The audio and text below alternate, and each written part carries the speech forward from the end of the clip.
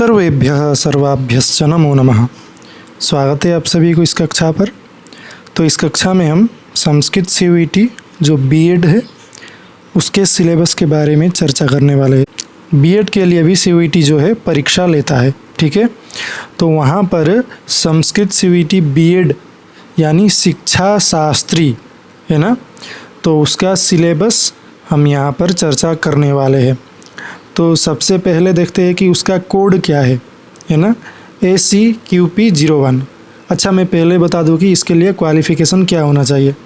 या तो आप BA किए हो है ना, या शास्त्री किए हो, या फिर MA किए हो, या आचार्य किए हो, तो आप शिक्षा शास्त्री करने के लिए एलिजिबल हो, ठीक है। तो इस परीक्षा का जो कोड है ACQP01 है ना। तो संस्कृत सीयूईटी बीएड का जो सिलेबस का कोड है वह है ACQP01, ठीक है। तो चलिए सिलेबस को देखते हैं कि सबसे पहले क्या बताया गया। 75 प्रश्न रहेंगे कुल, सिर्फ संस्कृत विषय में है ना। तो जो सिलेबस में दिया हुआ है वहीं से प्रश्न बनेंगे, ठीक है।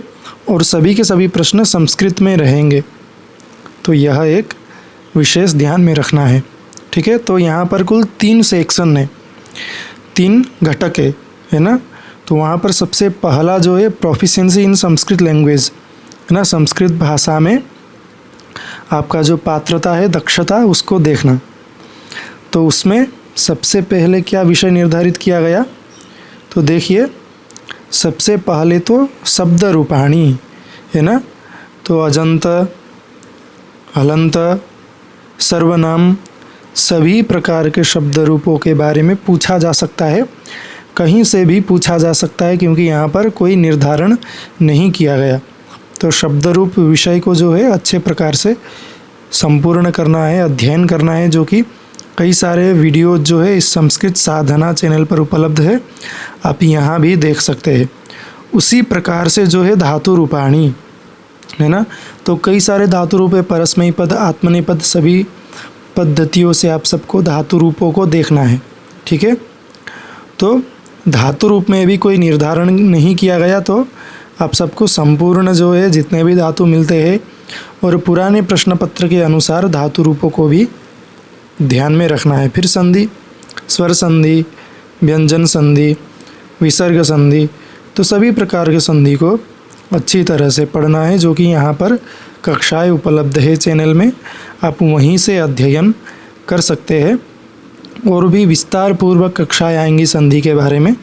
अभी तक तीनों संधियों को पढ़ा दिया गया है, आप सब जा कर के देख सकते हैं। वहाँ पर ध्यान रखिएगा कि सीयूईटी यूजी के लिए वीडियो का वहाँ पर थंबनेल दिखेगा, लेकिन विषय जो है एक ही है, संधि ही है, शब्द रूप ही है, धातु रूप ही है, समास ही है। तो आप सब वह इसी चैनल से पढ़ सकते हैं। तो अगला विषय जो है वह समास है ना, समास प्रकरण। तो अव्ययी भाव, तत्पुरुष, द्वंद्व या फिर द्विगु, कर्मधारय, नय, बहुब्रीहि, तो इत्यादि सभी समासों को यहाँ पर पढ़ा दिया गया है। तो वह भी आप सब जा कर के चैनल में देख सकते हैं, है ना। तो वहाँ पर केवल और केवल परीक्षा के तरीके से, परीक्षा में किस प्रकार के प्रश्न बन रहे हैं उसी प्रकार से वहाँ पर पढ़ाया गया। तो आप सबके लिए वह अत्यंत लाभकारी होने वाला है। तो कारक विषय यहाँ पर संपूर्णतया नहीं पढ़ाया गया, फिर भी जितने भी सूत्र प्रायशः मुख्य है उन सबों को देखा गया है।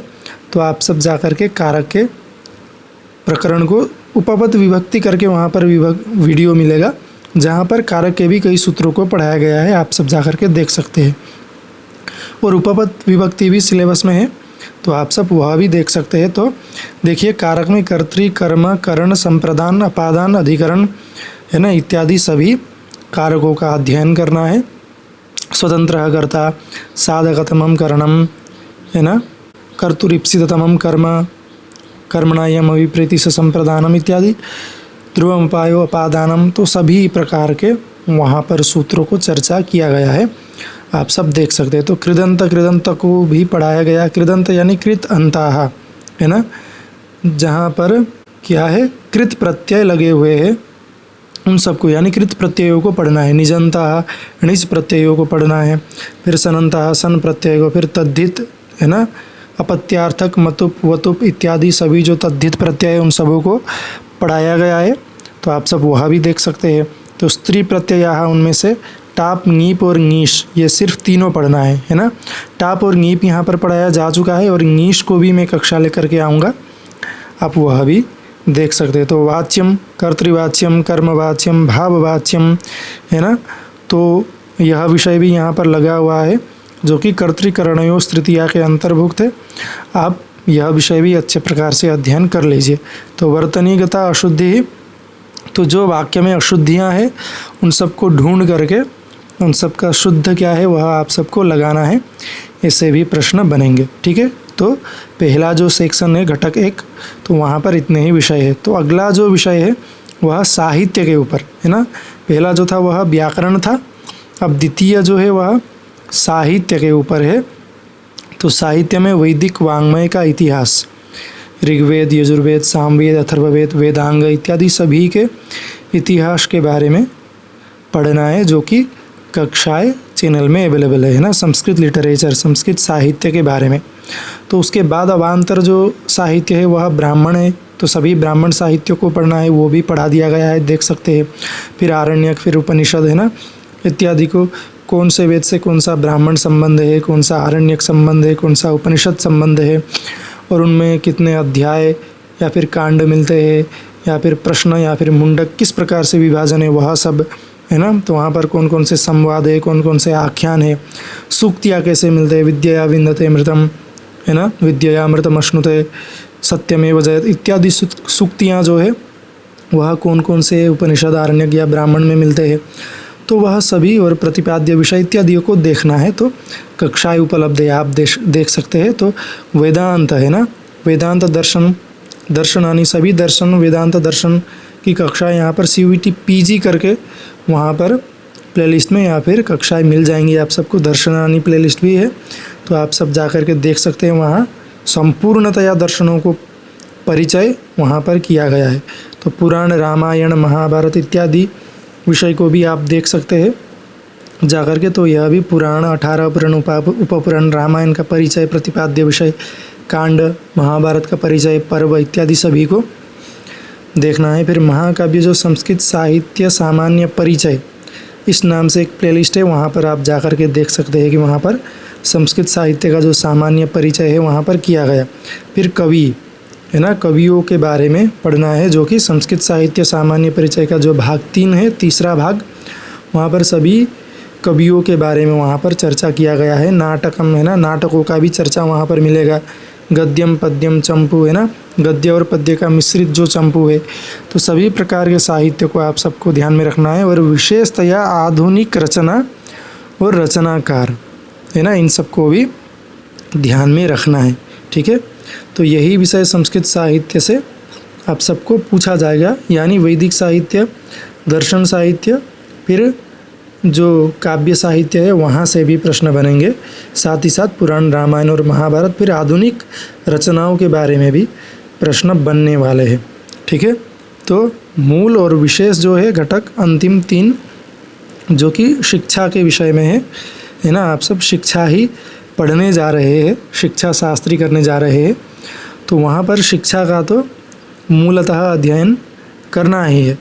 तो शिक्षा के बारे में कौन सा प्रत्यय, कौन सा प्रकृति, किस अर्थ में प्रयोग हुआ, उद्देश्य, शिक्षक के गुण जो है, शिक्षण का सिद्धांत जो है, टीचिंग लर्निंग सिस्टम के बारे में, अनुशासन, डिसिप्लिन है ना, शिक्षणाभिवृत्ति, कक्षा प्रबंधनम, शिक्षक भूमिका, शिक्षणोद्देश्यानि, प्राचीन शिक्षा, शिक्षा मनोविज्ञान, शिक्षेतिहास, शिक्षा दर्शनम, शिक्षा समाजशास्त्रम, समावेशित शिक्षा है ना, शिक्षा नीति। तो शिक्षा नीति यह सभी को देखना है, 1968, 1986 और 2020 के बारे में है ना। तो NEP जो है उसके बारे में भी ध्यान में रखना है। तो शिक्षा के उद्देश्य, किस प्रकार से शिक्षा का विवर्तन हुआ, विकास हुआ, शिक्षा में मनोविज्ञान किस प्रकार से, शिक्षा का इतिहास है ना, तो वहाँ पर कितने भी पद्धति है, किस प्रकार से पढ़ाया जाता है, किस प्रकार से अधिक छात्रों को समझ में आए, वो वातावरण क्या होना चाहिए, सभी जो विषय है, टीचिंग एप्टीट्यूड है ना, शिक्षण अधिगम, तो उसको भी ध्यान में रख कर के अध्ययन करना है, क्योंकि यहाँ से भी प्रश्न बनेंगे। तो ज़्यादातर जो सेक्शन 1 और सेक्शन 2 है, घटक 1 और घटक 2, वहाँ के लगभग 90% जो विषय है सभी को पढ़ा दिया जा चुका है चैनल में। कहीं पर CBT UG लिखा होगा, कहीं पर PG लिखा होगा, लेकिन उन्हीं स्तर के प्रश्न बनते हैं क्योंकि वहाँ अच्छे प्रकार से पढ़ाया गया है। तो आप सब जाकर के वह देख सकते हैं, अध्ययन कर सकते हैं। तो इस कक्षा में इतना ही, मिलते हैं अगली कक्षा में। तब तक के लिए धन्यवाद। नमो नमः।